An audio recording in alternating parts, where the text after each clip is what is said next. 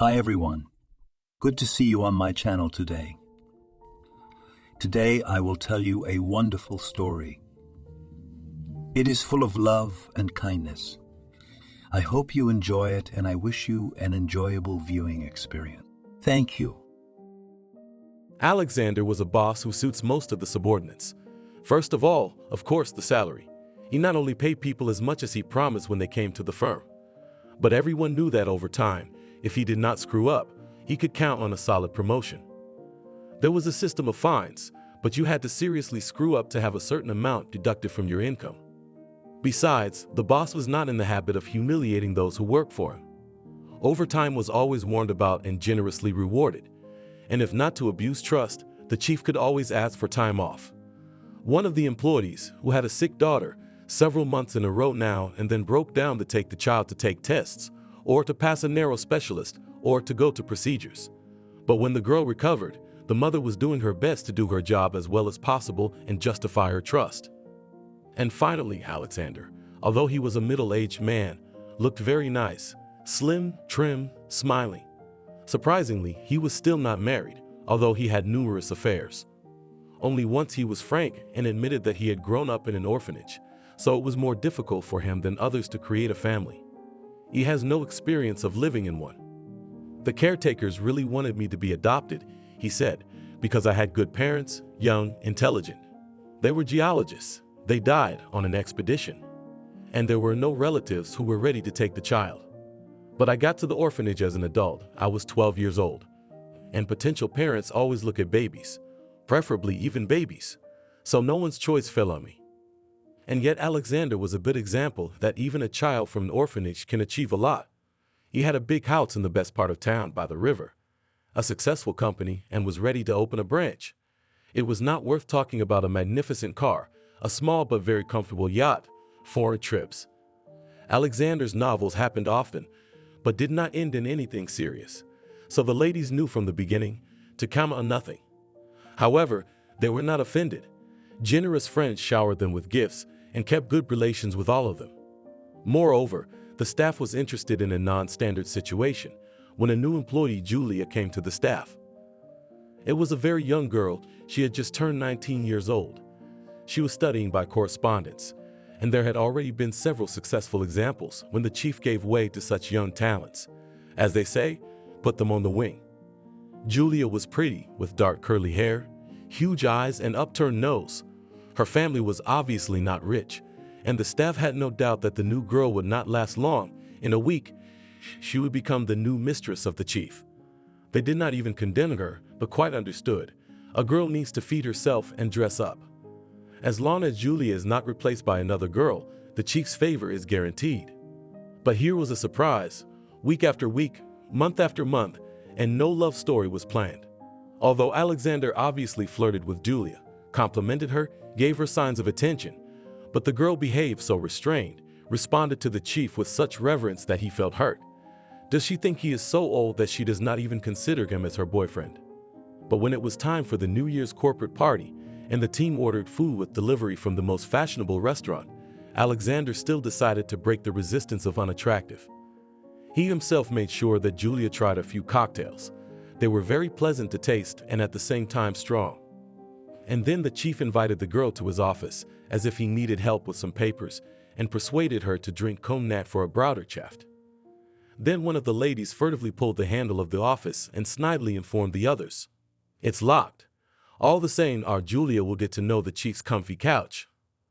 When, after a while, the couple joined the others, it was clear the inevitable had happened. The chief was extremely pleased, and Julia was red as a peony and did not look anyone in the eyes. The corporate party turned out to be wonderful. Guest artists performed, the food was above all praise, and people sat up late. When they finally started to leave, the chief said that he would personally drive Julia home. And then the girl saw a woman in the doorway whom the guard didn't want to let through. "Mommy," and Julia rushed to meet her. "Why did you take so long?" the woman said with a soft reproach. "I was already exhausted. I thought something had happened. Finally, I couldn't stand it any longer, so I took a cab and came." The woman was dressed very modestly, some shabby artificial fur coat, boots, which in the market contemptuously called "goodbye, youth." a white handkerchief cobwebbed on her black hair with graying. Alexander took a closer look at the stranger and froze. Before them was Lucy, the wife of his absent friend Mickey, with whom he himself had once been in love. Alexander had once had a hard time adjusting to life in the orphanage. He grieved for his parents, was a polite, sensitive homeboy, did not know how to stand up for his interests. Now he found himself in completely different conditions. The orphans took every opportunity to mock him, to take away something, to leave him hungry in the canteen. Alexander went so far that he cried at night from hunger and resentment. That's when he met Mickey, who began to protect him. And even their fates were similar in some ways. They were both homesick, although Mickey's life was so hard that he was hardly better off at home than in the state. Before, he had lived in an old country house where his mother's family had gathered. Mickey's grandmother, himself and his mother, and numerous aunts, unmarried, but fond of drinking. The house had fallen into near disrepair. For many years, no one had neither money nor desire to bring it to the house. However, in the spring they dug a vegetable garden and planted vegetables, potatoes, onions, cabbage. They did it for practical reasons. If they had their own food, they had more money for vodka. Mickey's mother drank perhaps less than the others, but she had an irresistible urge to steal.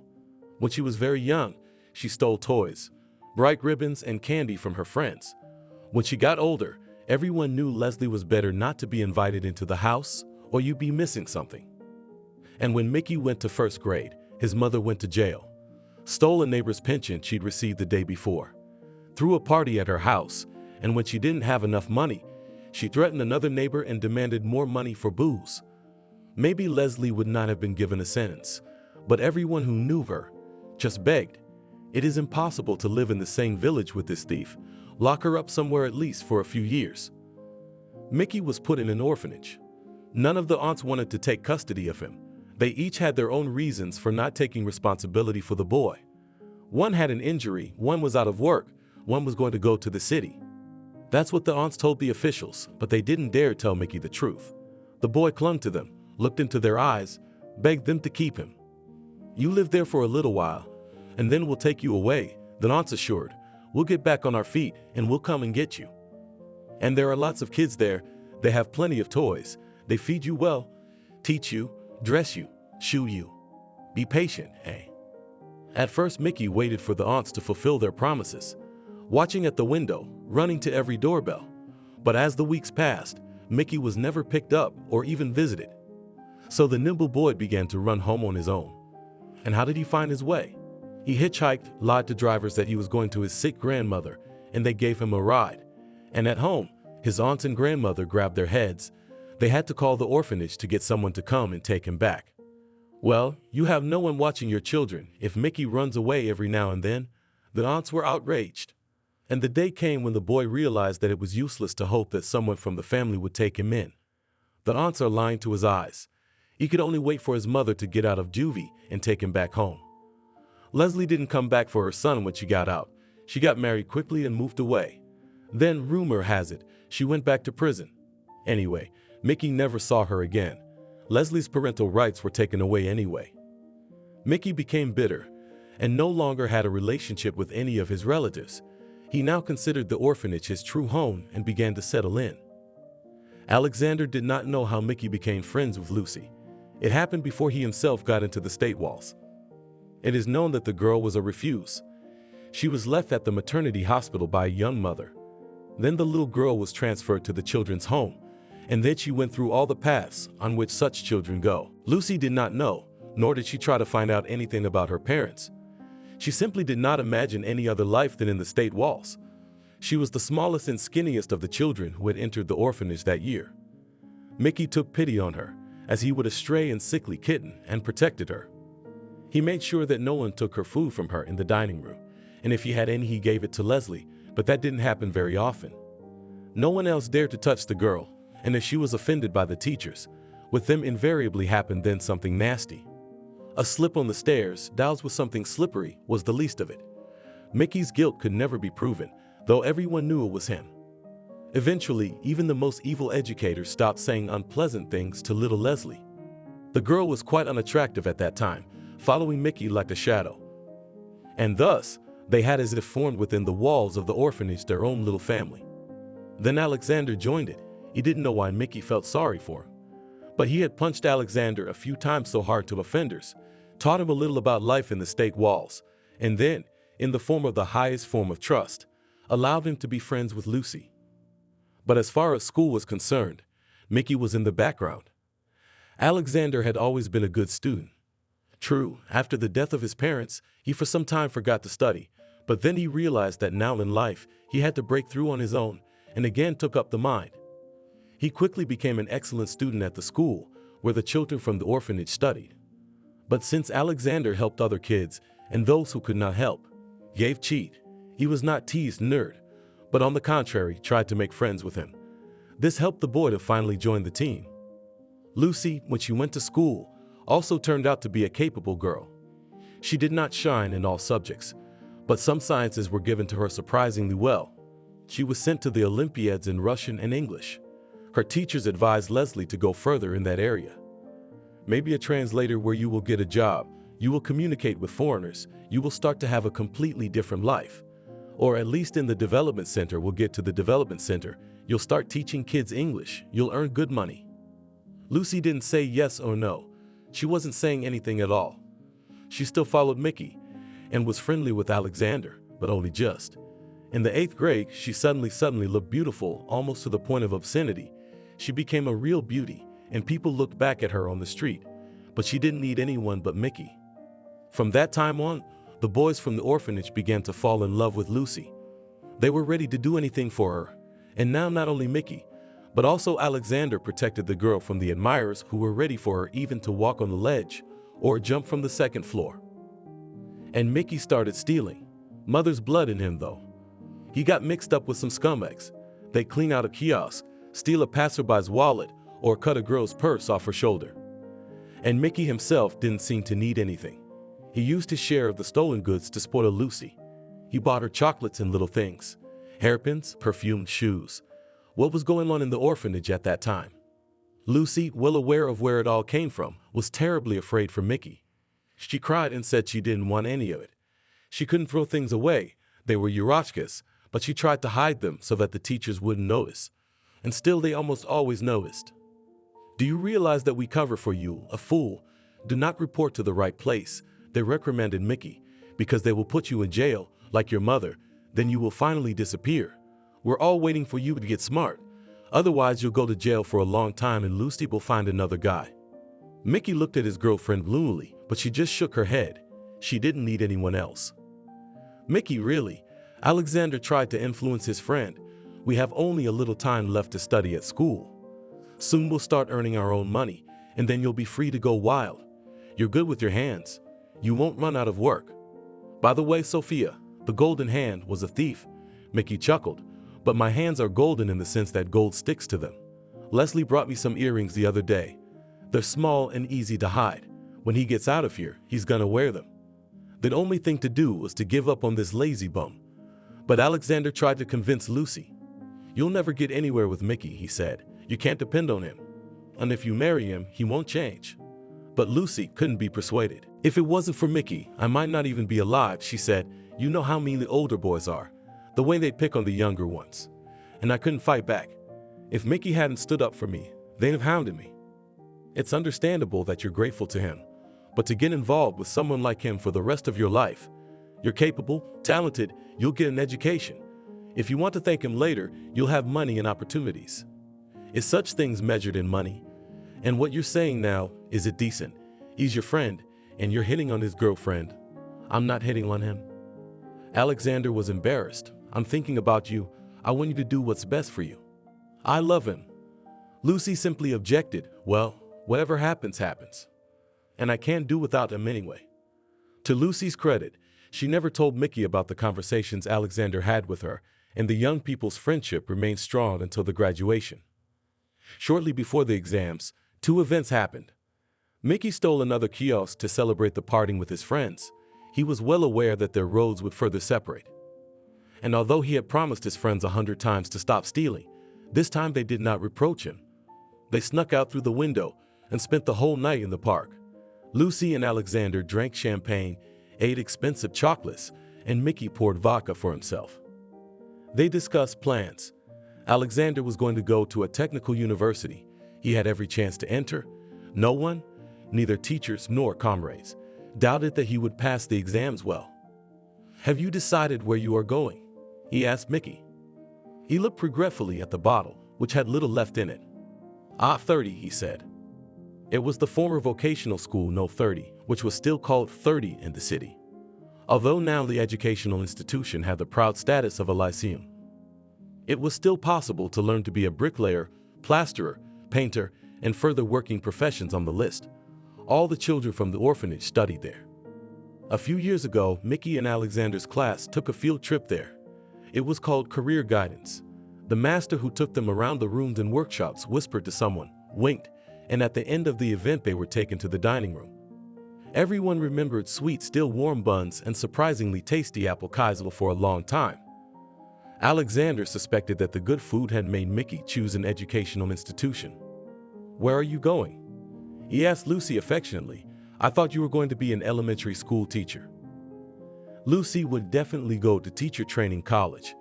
And there, a dormitory, though small, but a scholarship, and the opportunity to quickly get such a specialty, with which you will definitely not be unemployed. Besides, Lucy always loved babies. In his heart, Alexander hoped that the couple in love will be divided by life itself. Educational institutions, at different ends of the city, each will have his own company, his own responsibilities. But Lucy and Mickey just looked at each other. "I'm not going anywhere now," Lucy said. "I'm pregnant." Alexander's jaw dropped. He knew, of course, that the orphanage girls are not childishly spinning novels since childhood, but for some reason he thought that Lucy is different. What a fool. He dreamed that someday he himself would take her to the registry office in a white dress, innocent and in love. Lucy, however, seemed to have thought it over. There was no doubt about it. She would be the one to think and decide. "I spoke to the teacher," she began, looking at her interlaced fingers, to Maria. She also started at first. Early, they said, they couldn't bear it. They had to get on their feet first. But then nothing. She told the others that they decided to organize a wedding in our canteen at the same time as the graduation. "But it's a secret for now. We're telling you first. The chemistry teacher's daughter just got married. She's got a dress at home. She'll bring it. So it's gonna be real." "Tell her we'll get married in a church," Mickey chuckled. Lucy smiled and shook her head negatively. "It'll work out too. Mickey's survivor's pension had been going on the books all these years. There'd be enough for a room of any kind. Maybe even an isolated small family home. I looked at the classifieds. We'll take the cheapest, murdered, and before the baby is born we'll have time to make repairs." Alexander bit his lip, and he would only find out about everything now, when his friends had already decided everything. Not that they were hiding everything from him on purpose. They just decided, probably, that it didn't concern him. That's why they didn't find it necessary to share it earlier. So the farewell in the park, which Mickey had intended as a joke, turned out to be the real thing. During the days they were to spend at the orphanage, Alexander saw his friends much less often. He pretended that he was immersed in books, preparing for exams. In reality, he just hated seeing Lucy and Mickey. He realized that both of them were not to blame, but at the same time he felt in his heart that they had betrayed him. They felt something and tried not to impose themselves. However, they had no time. Before the wedding, there were so many troubles. But Alexander did not go neither to the graduation, nor to the wedding. He agreed that the principal gave him his diploma earlier than everyone else, and without any solemn ceremonies. In the following days, he consoled himself with the fact that he had only 2 4s, the rest of the A's, and Mickey with great difficulty stretched the C's. That his orphanage buddy had gone to school to become a plumber and had bought a shabby little house in the oldest neighborhood. And Alexander had also accumulated a survivor's pension, and a good one at that. And he still had his parents' apartment, which was rented out while he lived in the orphanage. This also brought a considerable sum to the account. There was something to start life with. Alexander got into the university with ease, bought his first car, and swore to himself that he would definitely spin out. He plunged into his studies, as they call it, with his head, and soon stood out among his classmates. But most of all, Alexander was eager to practice, to make acquaintances, to look around, to understand where he should go after graduation. That's what he needed most of all. He defended himself with a red diploma and got a place in a very promising company. The program even included foreign internships. If Alexander had wanted to, with his abilities and diligence, he would surely have become no less than a deputy director. But he didn't want that himself, and a few years later, having gained experience, he founded his own company. Again had to start all over again, only to work tenfold against the former. But Alexander clenched his teeth, did not retreat, and his apartment appeared only late at night and then for about 4 hours, to sleep. He recalled later that once he was so tired that he fell asleep in the corridor on a bench when he took off his shoes. In the morning he woke up, put on his shoes and hurried downstairs. He was already late for a meeting with a client. But there was not only work with maximum dedication. Gradually the money came in. He began to allow himself things he had never dreamed of before. Not only while living in the orphanage, but also before, when his parents were still alive. Vacations at foreign resorts. Each time he discovered a new country, favorite restaurants, which he now visited regularly, a club where he made friends, and of course women. He found them without difficulty. After all, he was young, good-looking, charming, and getting richer and richer. He didn't meet his old pals. He didn't have the time or the desire, but he never let them out of his sight. He knew that Mickey was drinking more and more, and Lucy had a baby boy. The baby had been born prematurely, and he had some irregularities there. Instead of breast milk, he needed a special, expensive formula, for which, of course, there was no money. Alexander told his assistant to find out the address of Lucy and her husband, and since they had no bank cards, he sent a money order to Leslie. Knowing her character, he assumed that she could return the entire amount, although she was in dire need of it. Therefore, the transfer was virtually anonymous, from the addressee with an unfamiliar surname, with the notation that it was from a distant relative. Thank God Lucy accepted the money. She must have been under a lot of pressure. 2 years later, the couple had a second son. Mickey worked wherever he could. His hands, indeed, were golden. He was willingly hired. But until another binge. So soon he stopped looking for a place in his hometown. The notoriety ran ahead of him. Now he went to earn money somewhere far away, then to Alaska, then to the north, then to the Far East. Sometimes he brought back good money, and sometimes he disappeared, and then Leslie had to look for him, call and write to anyone she could to get a trace of him. It was especially difficult for her if her children were sick, or something else happened that required an urgent investment of money. And yet a miracle happened in Lucy's life. She really found a distant relative, who at one time and insisted that the young mother signed a waiver of the baby. Where was this mother now? No one could say. Anna found Lucy. She herself lived in another city, could not come. She was very ill, almost could not get out of bed, and to see her was not in her plans. The woman felt that she had not long to live, and wanted only to clear her conscience, to redeem herself a little. Maybe if Selena had taken you, she would have come to her senses, said Anna Leslie on the phone. But I then thought that the child she will not pull will hang on us, the family, and what we deserve such a load. I've had bad legs for many years. It's not easy for me to take care of myself. Svetina's mom got married for the second time. She doesn't have time for her granddaughter.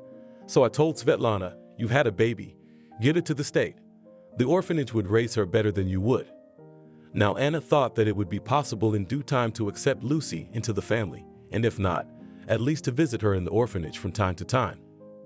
It wasn't human to abandon the child and forget about her. That's what. I have one son, said Anna. I will bequeath him the apartment and the money I managed to put aside. And to you, the summer house. It's abandoned, but it's a good place. My son doesn't go there, and he doesn't want to sell it. He's not very practical, so in my will I'll put the cottage in your name. I don't need anything from you. Lucy was confused. I've never seen you. You don't owe me anything. It will be easier for me to go to the other world, Anna said, if I know that I took care of you. So if you want to sell the dacha, if you want to bring it up to scratch and take the kids there for the summer, it's up to you. In short, I warned you not to be too surprised when you get your inheritance. Maybe you'll live a little longer. It is not worth hoping for that.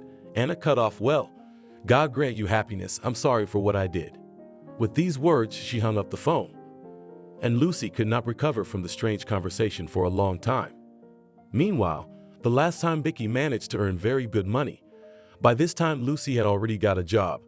She had never managed to finish teacher training school. No. She dreamed of working in a library, but it was a utopia. If she was hired without special education, she would get very little. And Lucy realized that the times when she became the main breadwinner of a small family will be repeated more and more often. The boys are growing up. They need more and more. So she took a job as a kitchen worker at the city's health center. She dragged heavy pots, cleaned pots, peeled vegetables, but she always brought home some food in pots, so I could even save part of my paycheck. How did you decide to give birth in such poverty? The co-workers wondered, and two more. Wasn't it smarter to wait until you got back on your feet? You can't choose your times, Lucy said quietly. So you're also cultured. Why doesn't your husband take pity on you, sending you to the worst job? He didn't. Mickey really didn't insist that Lucy work, and even so hard. He'd just give her the money he'd earned and leave some for himself to drink, and he'd settle down. And when he would get his next paycheck, and whether Leslie and the boys would have enough until then, he didn't care. But for 6 months, he'd been bringing good money back from the north, and Lucy made up her mind. Let's sell the room, she said to her husband. Add what you've earned. At the very least, we'll take out a small loan and buy a bigger place. What's it like, 4 of us in 15 meters? The second room was occupied by the wife of a military man. She had a child of her own growing up. And there were often quarrels between the boys. The women didn't always get along in the kitchen either. The military family had moved in earlier, so both husband and wife felt they were the masters. They didn't like the fact that Mickey, when he was home, drank, talked loudly, and turned the TV on full blast. Lucy, who grew up in an orphanage, wasn't a perfect hostess either, and the military wife often reprimanded her for the borscht that escaped, or the pasta stuck in the sink drain. Maybe we'd even have enough for a one-bedroom apartment, Lucy dreamed, even if it was in any condition, with shabby wallpaper and a dead pushwood.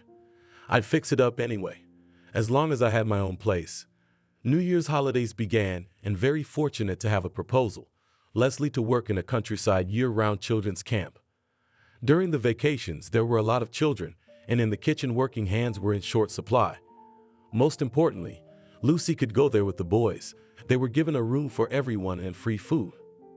In the meantime, you will sell our place, she admonished her husband. The room is registered to you, so you will have to sign all the documents anyway. Be careful and don't drink, please. When you find buyers, call me. I'll see what they offer you. The New Year's vacations flew by in a flash, and the vacations that followed them also flew by like a flash. Although Lucy's children were still small, they enjoyed walking in the winter woods, mastering the playground, riding down the slides. In the evenings, Lucy would bring a big bowl of still hot buns sprinkled with sugar, and the children would eat them and watch cartoons. What could be better than that?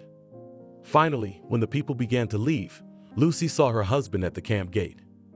It alarmed her at once why he did not call, but came at once. And why did he look so strange? Averting his eyes.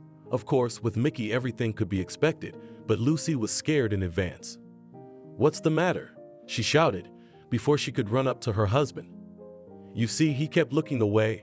There's a thing. What's the matter? Can you tell me? I've been offered a good deal, but I think I'm in trouble.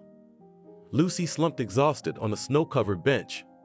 It turned out that Mickey, his best friends, whom he knew so well from his work in the north, offered to exchange the room for a cool foreign car.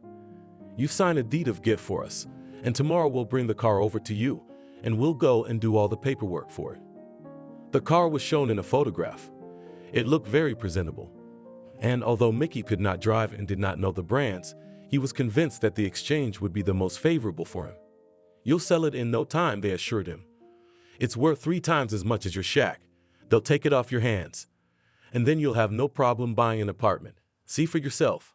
A room like yours would take 6 months to sell. No conditions, no repairs. We can do it in a matter of days and surprise Lucy. Eventually, Mickey fell for it and signed the deed of gift.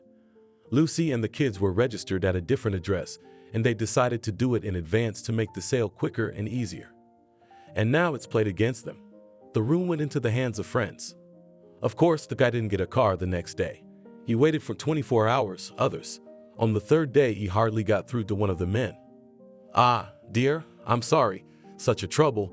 The one began to justify himself. The car was in an accident. It's being repaired now. But what about it? Mickey was confused. Mine will be back soon. Where should they go? Let's cancel the deed of gift. Don't worry. They'll fix your car, it'll be as good as new. We can't cancel the deal. They've already bought your room. There's such a serious man there. You better not quarrel with him, or he'll put you on the knife." It all seemed like a bad dream. Mickey ran back to his old address. The military wife, who had hated him before, literally clung to him. "Mickey, what have you done? There's a complete thug and his family living here. I can't even talk to him. Even my husband can't say a word to him.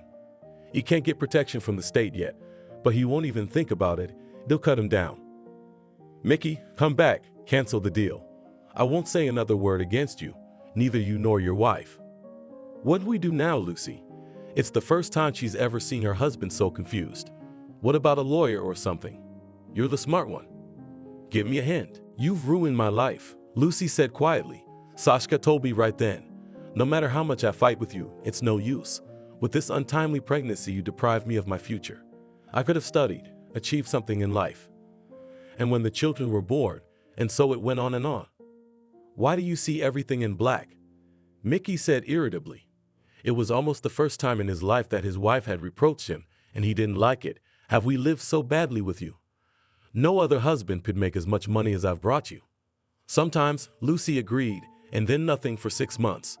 "I moved from place to place, or you didn't get a job worthy of you, or your friends cheated you, like now.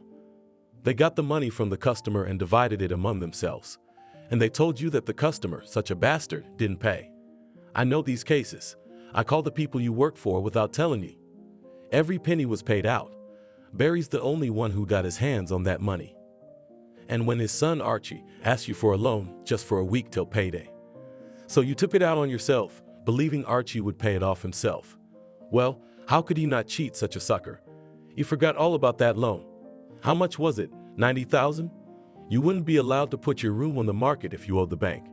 I paid it off, Mickey. I cleaned the entrances while you were up in the north. I cleaned the dumpsters. It's cool, isn't it? And I wanted to give out books in the library, to run theaters, to meet with cultured people." Mickey's totally pissed off. "So, for you I'm uncultured, huh? You were good only then, when you were brought to the orphanage as a lousy louse, and everyone wanted to give you a smack." I remember that. Lucy looked him straight in the eye. "That's why I put up with it for so long. And I never said a word to you, never said a word to you. And now you don't want to put up with it anymore? Well, find yourself a cultured guy to take you to the theaters." Mickey put his hands in his pockets and walked away without looking back. He seemed to be whistling. Lucy knew that she had hurt his manhood deeply. She also knew that he was going nowhere, that he might not have a place to sleep tonight. On the other hand, he hadn't asked where she and the children would go from here, from the camp either. For a few days Lucy could stay with some of her friends, but now there was complete uncertainty ahead, and one could not burden one's family with strangers for long, especially when you have children. That's what she remembered about her Aunt Stacha, and realized that it seemed she had no other way out. Her aunt said that her husband had once built the house so that it could be lived in winter. There is a stove there, or something. According to the owner's plan, the family was to spend New Year and Christmas at the cottage. The nature around is gorgeous. In the last days that she could spend in the camp, Lucy asked another kitchen worker to look after her boys and went for a reconnaissance. The news was both bad and good. The cabin was in a state of disrepair, and it was a long walk to the nearest store. None of the neighbors were staying here for the winter, and the silence was frightening. What if an unkind person was nearby, and there was no one to call for help? On the other side of the house there were 2 rooms and a kitchenette. There was no stove, but there was light and heaters in the cottage. The most necessary furniture and even a small stock of food were also there. Lucy decided to take a risk. All day she cleaned the cabin as best she could, made it cozy, and then brought the boys here. They were delighted, realizing the situation, so that now they have their own house. In the garden you can make a snowman, build your own slide, and no angry neighbors around. Now no one will not constantly scold them, demanding that they do not run and make noise. Lucy had a little money saved up, but she realized that she couldn't last long on that amount. Knowing Mickey's character, she had no doubt that she couldn't count on him to help her.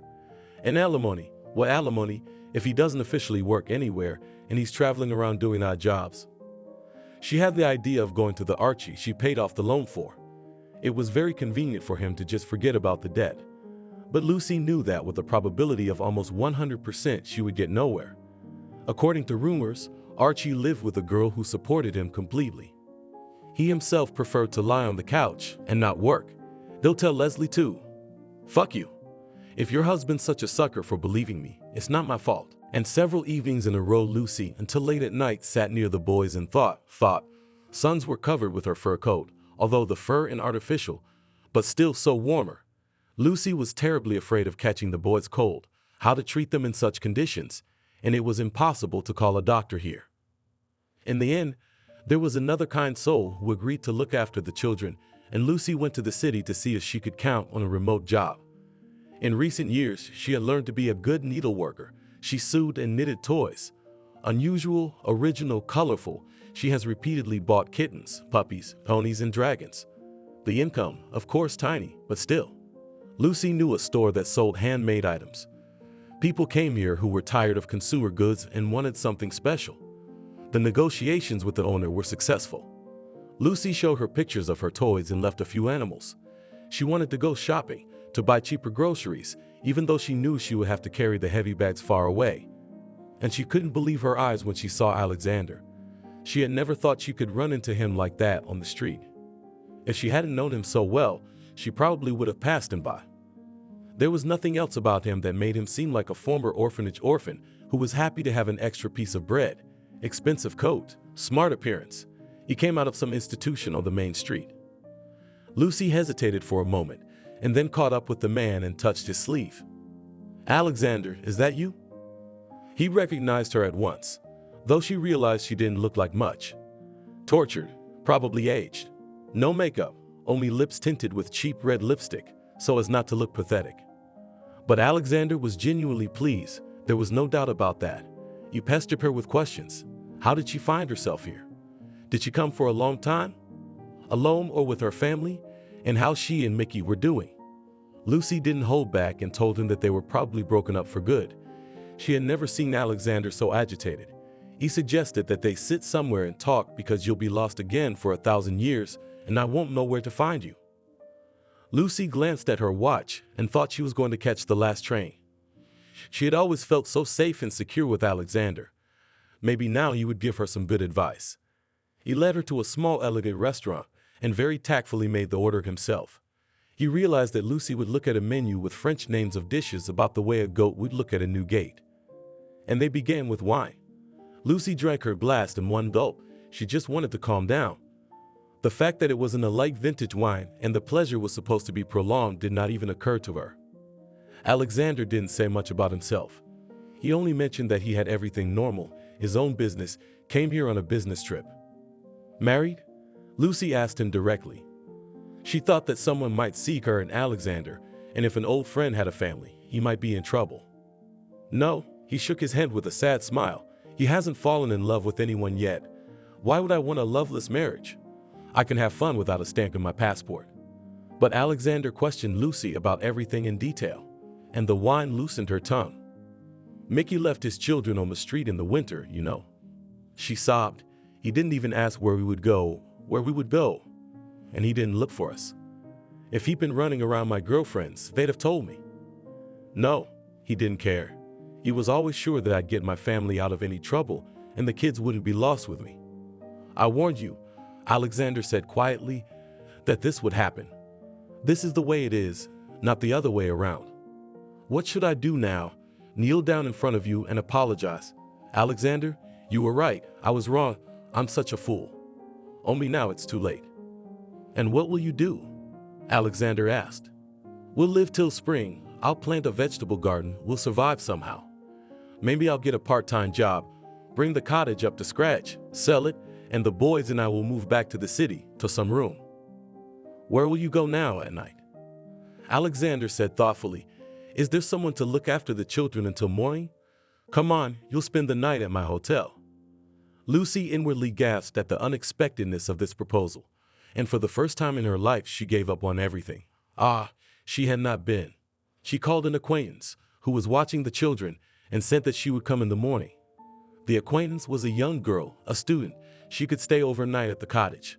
Lucy said she would pay her double. At first, Alexander tried to play the selfless friend, who was ready to give Leslie his bed in the hotel suite and himself to spend the night on the sofa. but they woke up together on a wide king-size bed. Alexander thought Lucy was still asleep, but she was watching him from under half-closed eyelids. By now, she knew for sure that she didn't love Alexander and could never love him. Even now, Mickey worried her more. Meanwhile, Alexander pulled several large bills out of his wallet and quietly placed them in Lucy's purse. It was enough to still scald her with shame and hatred for him. She had been paid for a night of love as a person of easy behavior. As soon as Alexander disappeared into the shower and the sound of running water was heard, Lucy slipped out of the room. She was in such a hurry that she put on her coat and boots in the hallway. Hurry to the children's room. He wouldn't find her there, and he wouldn't even think of looking for her. If his own father had not been able to come to them even once, though theoretically he knew where the dacha was. At home, Lucy appeared immensely guilty, immediately let the assistant go, paying her more than enough, and all day fiddled with the boys. Then there were several very frosty days when all three of them kept their noses out. Lucy sewed her bears and chanterelles, told the boys stories, and thought that if she had to spend another winter here, the house would have to be insulated. She didn't feel well, but she put it down to depression. She wanted to lie there and cry. Lucy kept thinking about how tired she was of the vicissitudes of life, how mercilessly fate had treated her, exactly all the time testing her strength. Others had it much easier, but she had never had a chance to cling on, to get out of poverty. Lucy was lying with her back turned to the wall, her eyes closed, tears streaming down her cheeks. "Mom, why are you always sleeping?" Her eldest son, Steve, was rubbing her arm. "What do you want?" "Anthony and I are hungry." Lucy forced herself to get up, boiled potatoes, cut onions finely, poured lean oil on them, or fried pancakes. It was their usual meal. If the boys weren't hungry, they didn't bother her. They sensed something. Leslie herself didn't want to eat at all. She'd only drank tea, trying to sink on sugar, no more than one spoonful in a cup. Her sons did not recognize unsweetened tea, and the store was far away, and she did not want to go there. But if she ran out, she'd have to. Mickey found them and came. Empty-handed and hungry, he didn't bring the boys anything, not even caramels, but his sons still hung on to him. Mickey was smiling in confusion. Of course, he didn't solve the problem or even try. He wondered if Lucy had turned on him, and maybe she'd come up with something on her own. "Mom, give Dad something to eat." Steve came like a rocket and raced back to his father. "I had to cook pasta on the stove." "Where do you live?" Lucy asked in a neutral voice while Mickey ate. He shrugged, not looking up from his plate. "When friends have friends, how can they stand your drinking?" "When I'm just sleeping in the driveway," he continued, "one or the other, because they're already chasing me out of there." He grinned, as if he were suggesting that Leslie should be amused by that fact. "You better go to the north," she said tiredly. "There'll be some room for you in a wagon, and you won't go hungry. You told me that the shift workers eat together. They'll pour you a bowl of soup. You're just trying to get me money for the apartment faster, aren't you? Is that why you're hounding me?" "No," she shook her head. "I don't need your money anymore. It doesn't bring happiness, it takes it away." Mickey was quiet for a few seconds. "Lucy, I'm sorry," he said at last. He could see how hard it was for him to say it. Men hate to apologize, to admit they're wrong. There's even an anecdote about a man who seemed to say "I'm sorry," but actually said "sheet." But Mickey didn't say anything, so he really did apologize to her. "You can ask your sons to forgive you when they're older," Lucy said, "for leaving them homeless. I don't want anything from you. You despise me, don't you?" Pulling away, she racked her arms around her elbows, precisely and like this, gesturing, closing herself off from him. "Live as you wish, be happy if you can. But don't you dare ruin my life again. I'll get my kids back on their feet." "How are you going to live here?" Mickey looked around the poor kitchen. "Lucy, can I stay here too?" "Well, until spring. Well, not for long. I've got nowhere to live, really. My friends are boring the hell out of me, and I haven't got a job yet. I could be useful here, though. Shovel snow, insulate the house, something else. You know I can do anything." "Yes," she said slowly, "you can do anything." His plate was already empty. Lucy went to the door and opened it. "Go." She was small and thin compared to him, but he didn't dare to cross her. He never took off his jacket. It was cold in the house. He got up, zipped it up, put his hat on. "Lucy, but if you need anything, you call me. You know the number. You still have your cell phone? That's odd. "I left this IM card," he confessed. "When I get rich, I'll buy a new phone for myself and the boys." "Go," she said again. And she locked the door behind him, as if she was afraid he might come back. She shut him out as if he were an enemy. A few days later, Lucy realized she was pregnant. She was scalded with horror. She didn't wonder whether the baby was Mickey's or Alexander's. She'd lost them both anyway, and she wasn't going to tie her life to either of them. But what would she do now? She realized that she would give birth to this baby, and she would pull it with all her might, or would it be enough? The orphanage had changed something in her. Now she couldn't deny anyone the right to live. If a wasp flew into the room, Lucy would pick it up with a rolled-up towel and throw it out the window, watching it fly away. She would never step on a bug crawling across the road.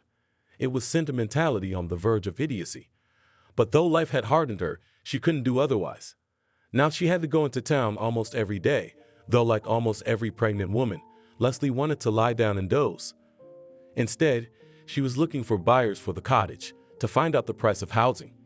And then she was lucky for almost the first time in her life. They offered an exchange. For a house with a plot of land, Lucy received a one-bedroom.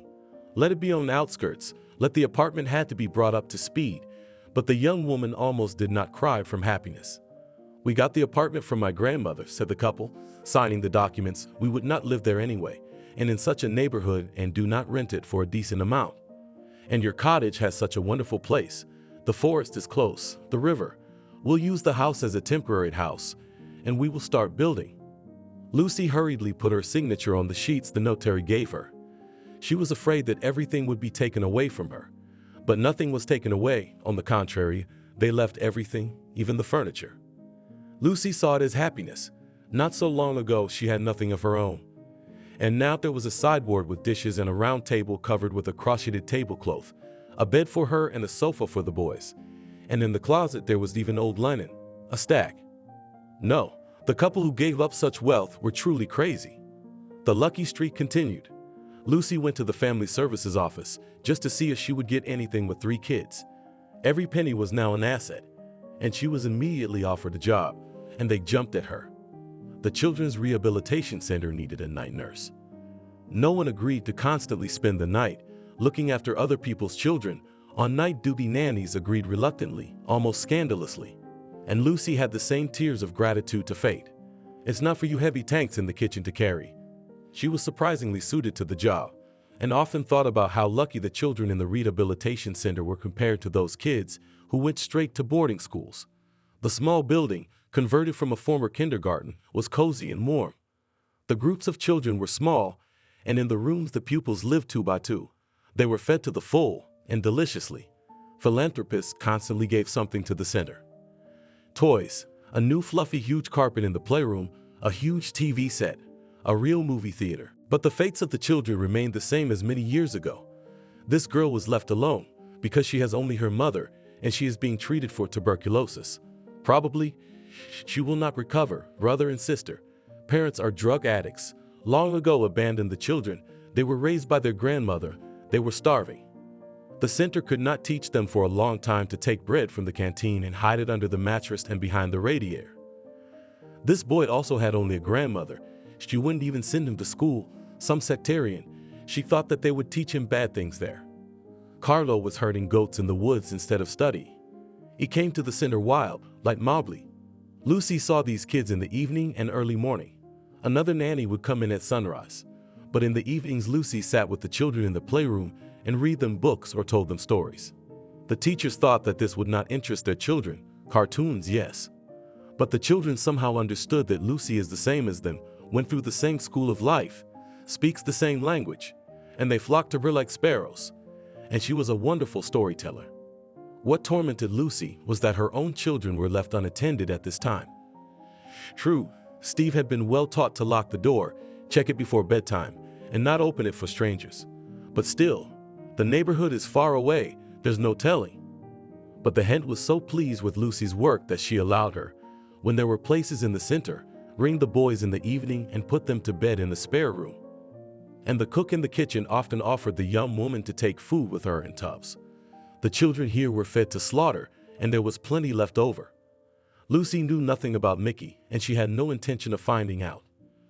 she was sure she was doing the right thing, and God was helping her now. Yes, she had been foolish to go to the hotel with Alexander, but he was not married. She had not taken him away from anyone, and she was already punished for her deed. Lucy had a good idea of what she'd have to go through until the baby she'd been promised at the ultrasound was back on her feet. As for Mickey, better no father than one like that. Lucy won't let him take anything away from her and the children anymore. Her old feelings for him, awe and gratitude for what he'd once done for her, now evaporated without a trace. Lucy was now a mother first and foremost, and she was based on that. And then they found her and told her that Mickey had died. At first she didn't believe it, and thought it was a prank to make them up. But the man who stood in front of her, his hat crumpled in his hand, told her everything. Mickey had enlisted in the north after all. He'd gone as far north as he'd ever been. That's where he caught his cold. He probably wore the same jacket he'd worn when he went to her cottage. Earlier, as a shift worker, he had always been given thick sheepskin coats, but the ones he'd had were gone along with the room. And Mickey probably didn't get the new ones, or got it and drank it. Anyway, he got pneumonia, which at first he proudly despised and went to work with a fever. Then he was taken away by ambulance, as he could not think straight and was delirious. A week later, Mickey died in intensive care. Lucy's guest asked what to do with the body. They are not officially divorced, so it's up to the wife to decide.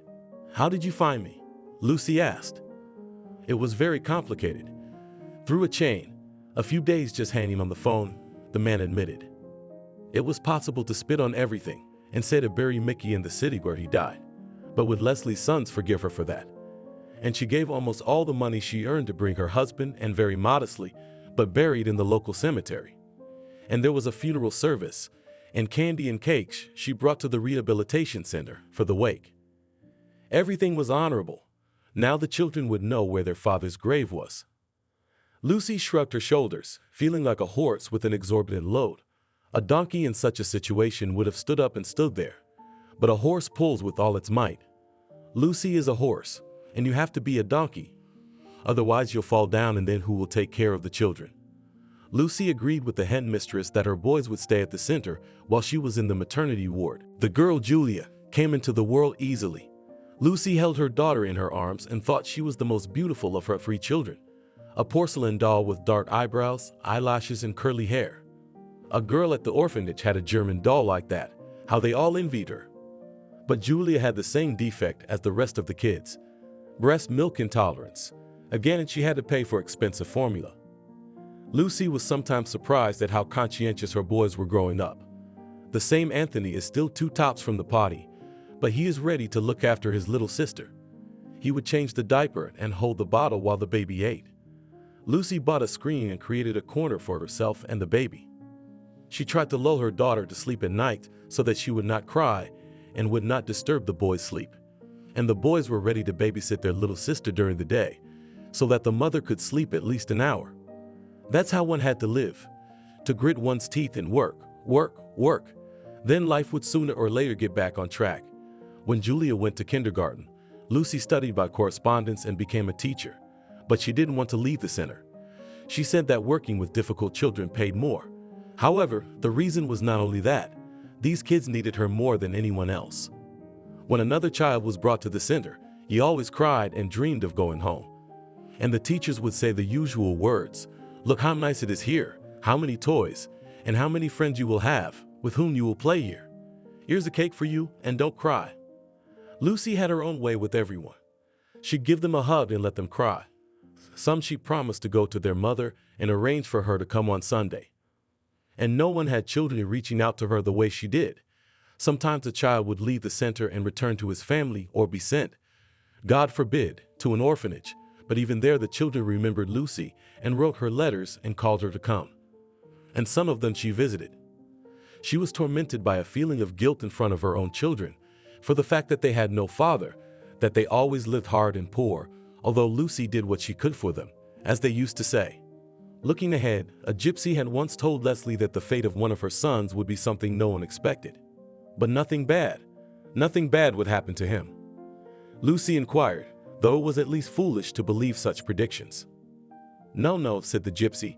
It's just that he's special to you. Given to our tabouret. We love them. But Lucy only shook her head fearfully, and since then she'd been watching Anthony. A little out of childhood, the boy took an interest in playing the guitar. At first someone in the yard showed him 3 chords, then Lucy bought her son a cheap instrument for his birthday, which he never parted with. He used that guitar to do everything he could with it. He had a lot more fanaticism than the kids whose parents put them in music school, and they tolerated this hard labor, not to upset their ancestors. And then Anthony was fabulously lucky. His friend, whom rich parents dreamed to see comprehensively develop, so ran music lessons, so rejected the specialty, choir, and solfeggio, that his upset and distressed mother gave her son's guitar, expensive imported, Anthony. Take it, my numbskull will not take the instrument in his hands again. He refused resolutely, and you have eyes burning on this case, I can see. And Anthony literally disappeared. Now not a single meeting, not a single party of guitarists passed without him. He quickly picked up some techniques from others, practiced day and night, and became a real virtuoso. And then he told his mother he was going to New York. What will you do there? Who's waiting for you there? Lucy was confused and frightened. Mom, what kind of life is waiting for me here? Anthony pleadingly pressed his hand to his chest, a gesture she had never seen from him before. I didn't have to graduate from music school. And now it's too late. Yes, we have a music school, but I can't get in without school. And I'm not interested in anything else in life besides music. But I'll have to learn something, get a profession. I'll have to feed myself. So, I hate engineering. I hate economics. I'll ruin my life if I stay here. Let go, Mom. And Lucy gave up. She just said it guiltily. But everything is so expensive there, and I won't be able to feed you, to support you in another city. You understand? Don't do anything, Mom. I'll do it myself. Just don't worry about me. And don't be sad that we're breaking up. I'll keep coming back. He went to New York, and for 6 months, he sent only short messages saying he was alive and well, and everything was fine. He called a couple times to ask about the family, and then Anthony came for a few days, and his family found out that he was now playing in a band, and they were carrying him in their arms. The band became more and more popular, concerts and tours were ahead. From that time, Anthony appeared at home once, twice a year. He became famous. Together with musicians, he toured a lot. He was already known abroad. He came, and Lucy was embarrassed to feel that her son had become completely different, a stranger to her. Their family, simple news, was far from him. And what he told her was not at all about the world in which they lived. Anthony brought money, which seemed huge to Leslie. She long refused, and when he still insisted on his own, the mother took the bills, so that the next day quietly put them into an account, which she opened in the name of her son, secretly from him. She felt that as long as she was on her own feet, she had no right to use her son's money. And Anthony, maybe his fabulous earnings are unreliable and not forever, and the day will come when he'll be penniless. That's when she'll give him the bank book. Sometimes Lucy timidly asked Anthony if he had a girlfriend, if he was getting married. I don't insist, son. I'm not the kind of man who wants grandchildren. I'd just like to know. To be happy for you, if anything, you'll tell me, won't you? I will, Mom, if I have something to say.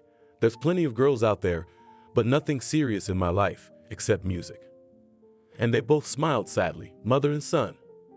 In this, Anthony was in Lucy, a one lover who had not yet met the one who would be the one for him all his life. The eldest son, Steve, was quite different.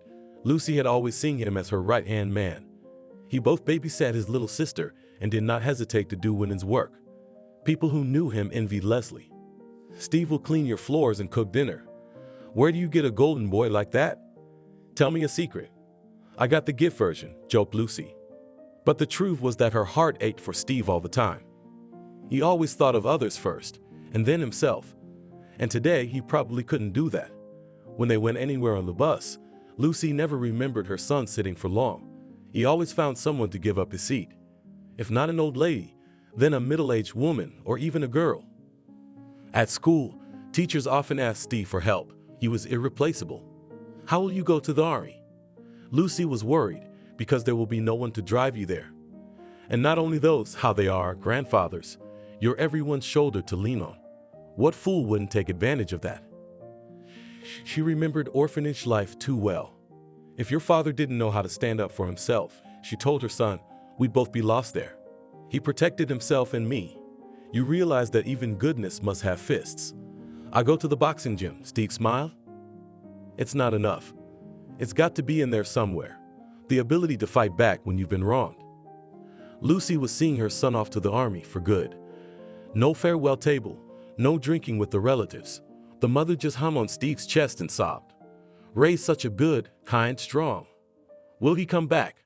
Or will he be broken there? He did come back, and suddenly announced to Leslie that he was going to law school part-time, and he was going to work for the police.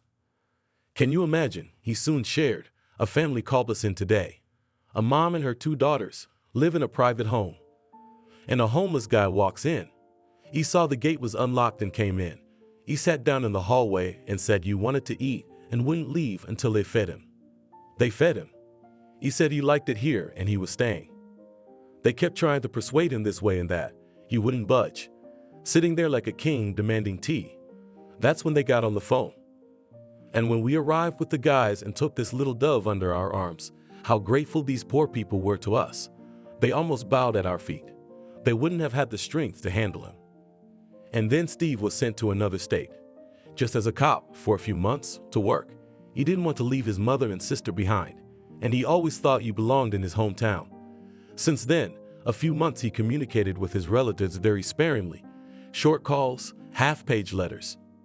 And in March, Leslie got a call that his son was in a military hospital. It happens, even when there doesn't seem to be a war. The man who mutilated her son was never found. Lucy forgot all about it then, abandoned Julia, who was still a teenager. She sat by Steve's bedside. He was considered almost hopeless on the ward. He had been feverish for months, unable to stand up or even sit up in bed. The doctors tried to prepare Lucy for the fact that she would lose her son. But without raising her eyes, she stood in the corridor to receive plates of hospital lunch, then returned to the ward. She fed Pasha from a spoon, wiped him, changed his linen, did the dirtiest work of a nurse. She also cleaned other patients, moved them, though she was so small and thin. She did everything so that they would not send her away, let her stay here, let her be with her son. And she succeeded. Steve started to get up, started to walk. He was to limp for the rest of his life, though. The fractures were very difficult. But Lucy realized that she had pulled her son through. For a while they didn't talk about the future. What Steve's health would be like in the future. Would he have to go on disability, or would he be able to work for the police again? They were both silent on the subject. But Lucy noticed that her son had changed a lot. His expression had become withdrawn and rigid in a way Steve had never been before. And the son was silent most of the time. He didn't read, though he'd been a real bookworm before. Now he lay with his hands behind his head, thinking, immersed in himself. Well, at last, Lucy began to talk. We'll be going home soon. You'll be discharged next week. Are you excited? And then Steve told her gently, if I ever go home, it won't be for long. Where are you going? She shrieked, and you could almost hear the desperation in her voice. You're barely warm. Are you going to leave me like Anthony? In her heart, she hoped that it was with Steve that she would live out her life, that her son would always be her support. No, she'd never hang around his neck, never stop him from making his own way in life. Just by his side, she would never be afraid. She would never be afraid of advancing old age or illness. Steve was the man she wanted to have by her side. That said, Lucy vowed to herself that no matter who Steve married, she would not say a word. She would not interfere with the young people. On the contrary, she would help them in every way she could. Lucy never thought that her son would ever leave her, and now he was talking about it. Where are you going? Washington or New York, like Anthony? No, Mom. There's an old poem that says, I want silence, silence, silence. You must have burned your nerves. After what I saw out there, I want to be alone for a while. I got in touch with one of my friends. He wants me to go to the woods. Forestry. What would you do with a broken leg in a job like that? So let's not run ahead of the locomotive. Steve smiled through force, tried to distract his mother. Now I'll go home anyway. I'll recover, and then we'll see. Lucy fervently began to convince her son that he would not be out of work. If you do not have to return to the police, you could go to school, for example, a teacher of labor. And in general, Steve has a law degree. If the leg will not allow a lot of walking, you can find a sedentary job in the court or in a private office, assistant lawyer, notary public. Steve stroked her arm affectionately, but said neither yes nor no. and Lucy realized with despair that he seemed to have made up his mind. That was a quality he could not take away from him. If something got into his head, "You just do not hurry," she begged her son. "Stand up first. Maybe not only the leg, but also your nerves will heal." He left after 3 months. Steve didn't understand anything about what he was going to do, but he was eager to learn. They gave him a house, not even on the outskirts of the village, but as if separate from everyone else. You had to walk to the outskirts, an old log house and 2 birch trees. Since then, Lucy came to visit her son with Julia, and once, at the girl's request, she left her here for the whole summer. Yes, it was probably the best place to settle the nerves. Silence, just the sound of leaves. Not far from the gate, 2 white goats were grazing in the meadow, and a rooster was watching the hens. And on 3 sides of the road, the woods were noisy. Lucy saw that her son was changing for the better. He had tanned, he was really strong, he began to joke sometimes, and sometimes he seemed quite the same. And yet there was something broken in him.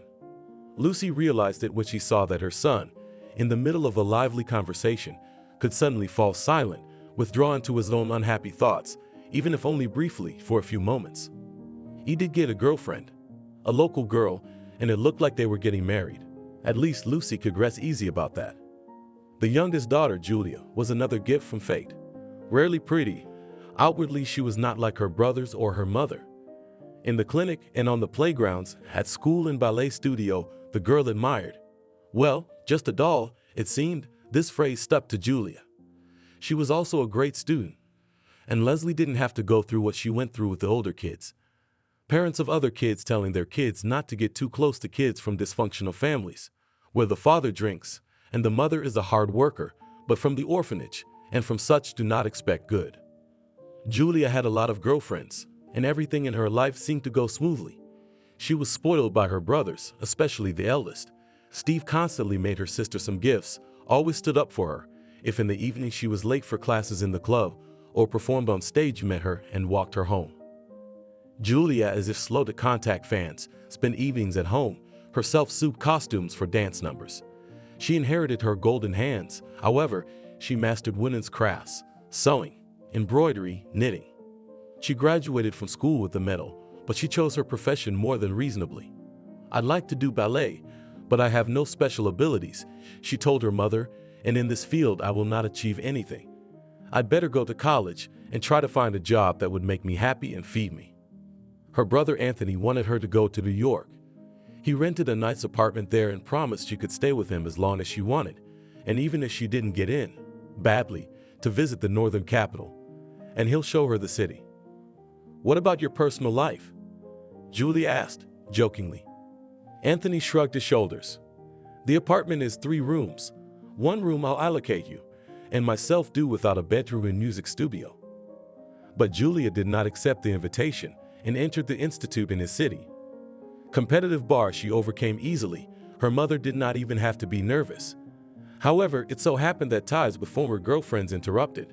After school, they all scattered like twigs from a gust of wind. Many girls chose big cities. Not a single one got into the university Julia chose. But youth can't stay alone for long.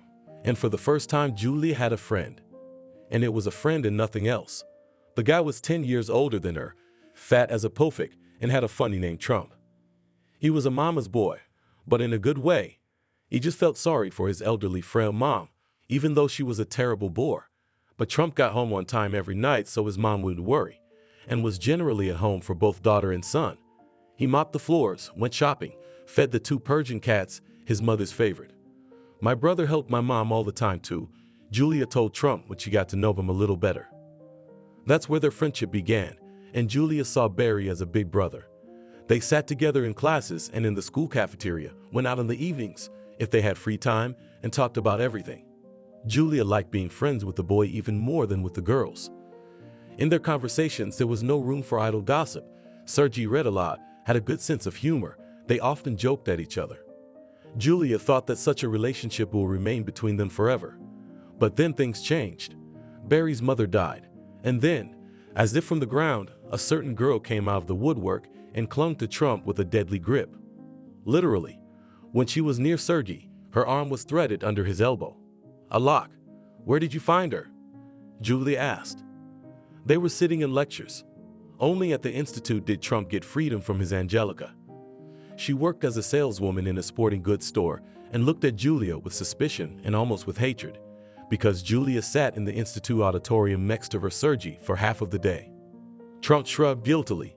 It just sort of happened. She spoke to me on the street, I answered. That's all. She's been my shadow ever since. Julia snorted. She didn't want to believe it would last. She thought Trump would have the sense to stand up for his own freedom. But before he knew it, you was married. And after that, you was finally in the doghouse. Barry's apartment was sold because Angelica found it impossible, too cramped, and the neighborhood bad. And now Trump had no time to read. All thoughts and energy about earning money and paying the mortgage on time. He could only meet Julia by chance and chat for a few minutes. Left alone again, the girl began to wonder if she had made a mistake. No, it wasn't that she didn't hook up with Anthony Trump. She never thought of him as her boyfriend. But now that she had her degree, Julia wondered if she was in the right business. The soul asked for romance, and at work, numbers, reports, graphs, tables, and so from morning to night. True, the pay in the firm where she got a job was good, and acquaintances immediately found Julia a hairdresser. Don't go to an expensive salon, go to Nancy. Who? Julia was confused. Nancy, she works from home, but she's a real pro. She'll turn you into a human being. Finally, realizing that Julia needed to be more decisive, one of her mutual friends simply led her to Nancy by the hand. Nancy turned out to be a very pretty girl of about 28. Julia always distrusted hairdressers if they couldn't style their own hair and wore the hell out of it. Nancy looked like a model. A waterfall of flawless light blonde hair flowed down her shoulders. Makeup was a work of art.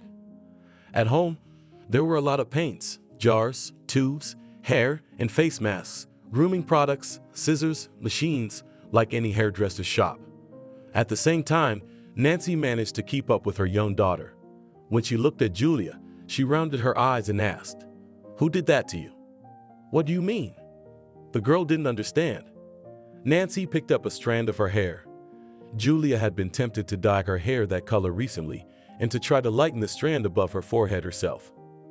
Nancy had been working on it all day.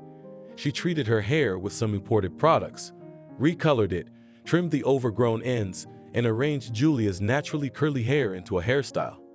She spent a long time doing her makeup, selecting shades with the care of a perfectionist artist. When Nancy allowed her to look in the mirror, Julia didn't recognize herself. Sitting there was a beauty who had nothing to do with her. Julia's a little office rat, and this one could be on the catwalk right now. After that, Julia came to Nancy's at least once a month, making an appointment in advance. The hairdresser's schedule was so tight, she was no match for any pop star. Vasky's little daughter played gear in the playpen, her mother tossing her new toys from time to time. Julia saw Vasky's husband once or twice. He worked as a programmer remotely, earned God's allowance for everyone, and did not give the family a penny. He gambled away all his money.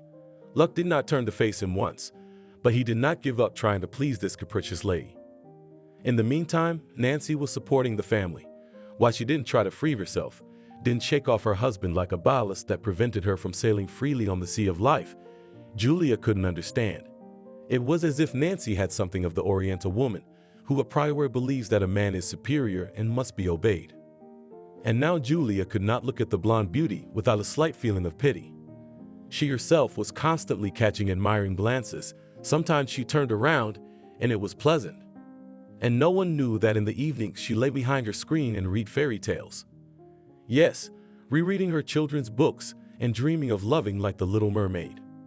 Once her mother came into her cubbyhole, sat down on the edge of the bed, stroked her shoulder, which was rare. Lucy usually had no time for affection. "I loved fairy tales when I was a child too," her mother said. "Did you?" Julia wondered. She had never seen her mother with a book in her hands. "Really?" Lucy nodded.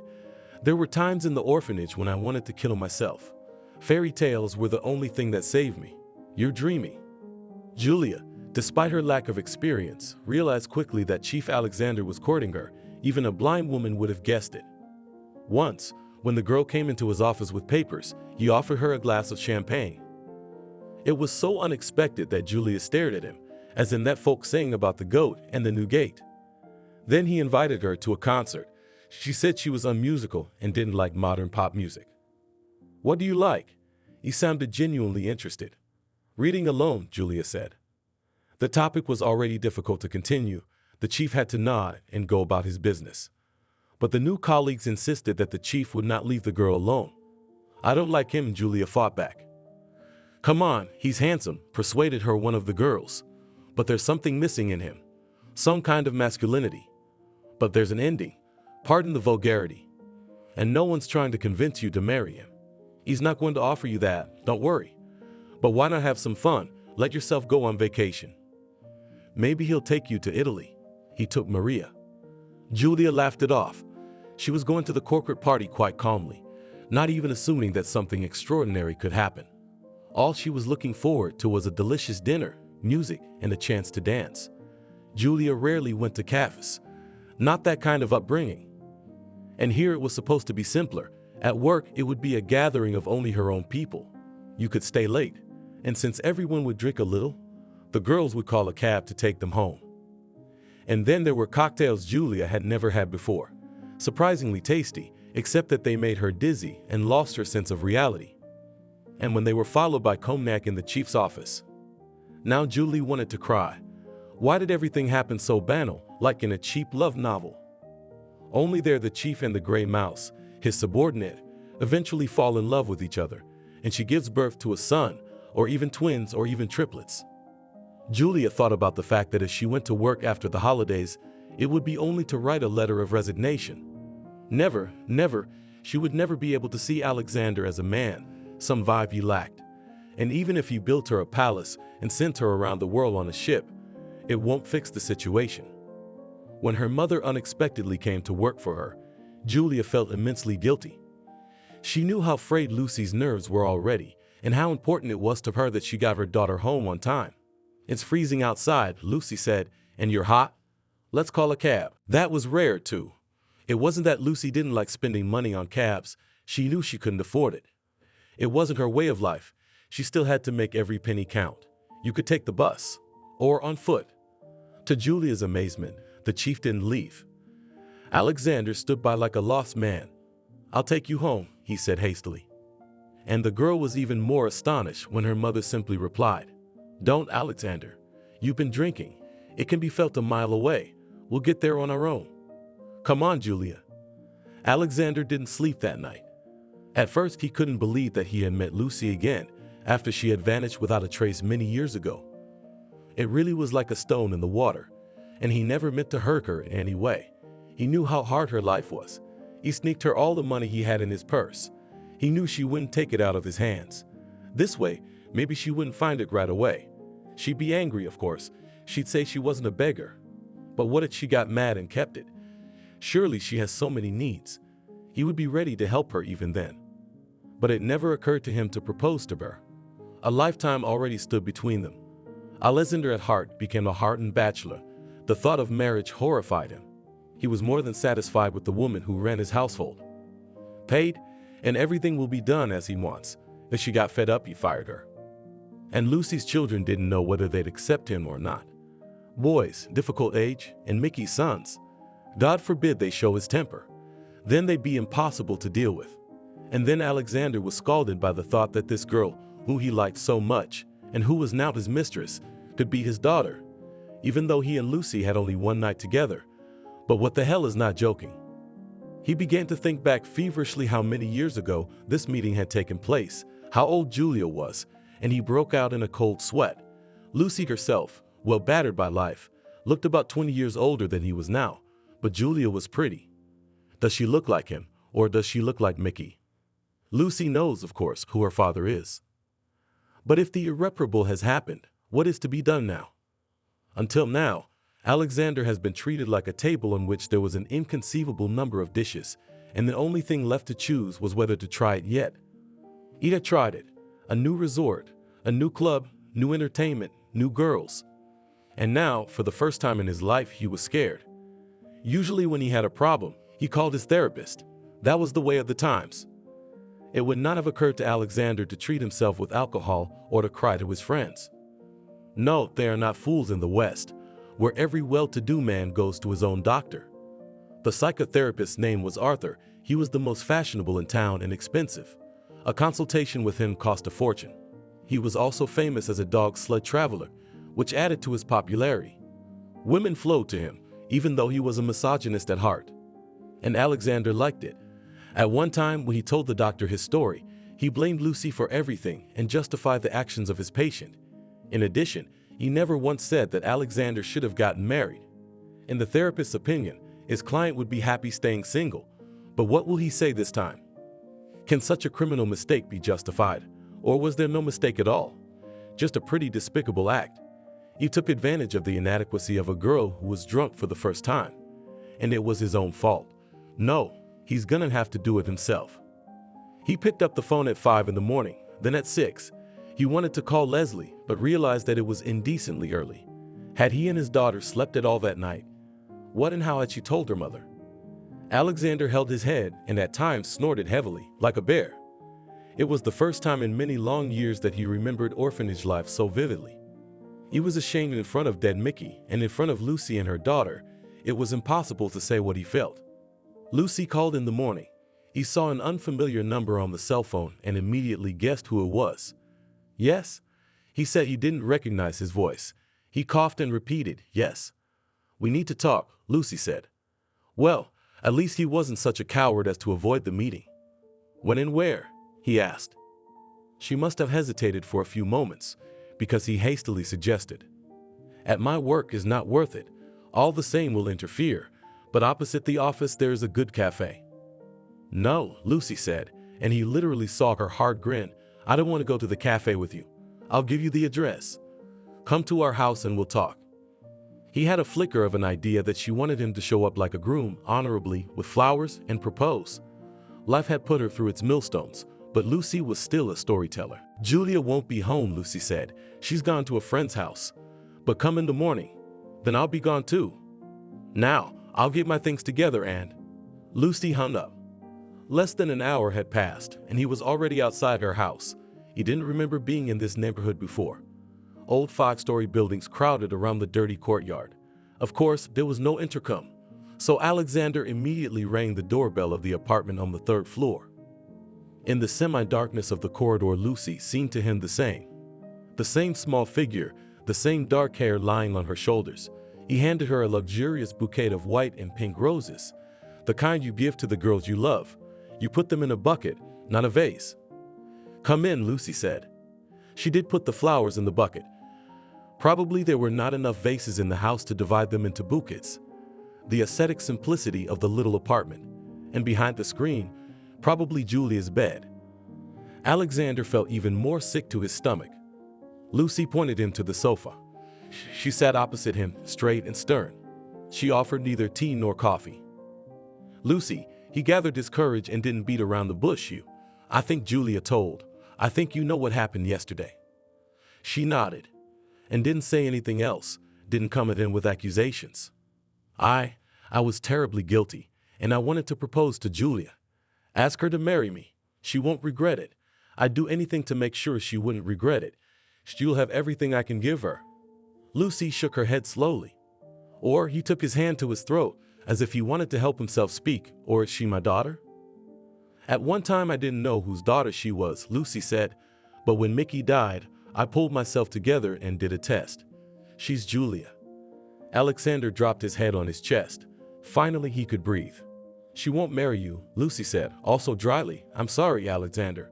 You're rich, you have a firm and a business.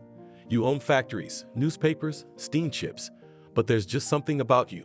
I couldn't love you. And neither can Julia. And you can't really love her. You can't love anyone but yourself. But I ruined her life. Alexander didn't try to get out of it. I could have tried to redeem myself. Isn't that a lot of honor to take on? The last thing he expected to hear Lucy say was that she forget what happened. But if she gets in touch with you and gives you a piece of her life so she can run away soaping her heels. Yes, she's learned her lesson. It's a tough one, but it's just a lesson. It's not a tragedy. What do you want me to do for her? Alexander asked, and then added, and for you too? You realize that she will leave your firm now, said Lucy. The girl has no connections. It will be difficult for her. If you help her, not because of what you've done, but a memory of our old friendship. You still remember how Mickey and I were friends? All three of us. It's probably only fair. You know, through a third party. She's not gonna get it from you. Have you told Julia about us? He asked. Lucy nodded. Yes. She and I have always been and will always be honest with each other. It's not easy for her right now, but she'll recover. She may look weak, but she's strong. And for me, what can you do for me? Take me to the train station. You're leaving? He's afraid again. Why? Because of me. And where are you going? To the station, to the train, Lucy repeated. It leaves in an hour and a half. Just then he noticed a wheeled bag in the corner. Let's go, he said, getting up. The car's downstairs. On the way, he tried to ask her about how she had lived all these years, about her children. I'm sorry, Lucy said, subject closed. I don't want you in our lives. They drove in silence for a few minutes. And I take it you're still single, Lucy looked at herself. Yes, and I don't think I'm going to have anything serious in my life. Lucy, I'm not going to ask you about yours. But you've always been a great, what's the word? Soulmate. Soul mistress? She asked me again, not hearing me. You always knew what was in each of our hearts, Mickey's mind. You knew what was going to happen next. Tell me please, am I going to be alone in life? What do they say about women?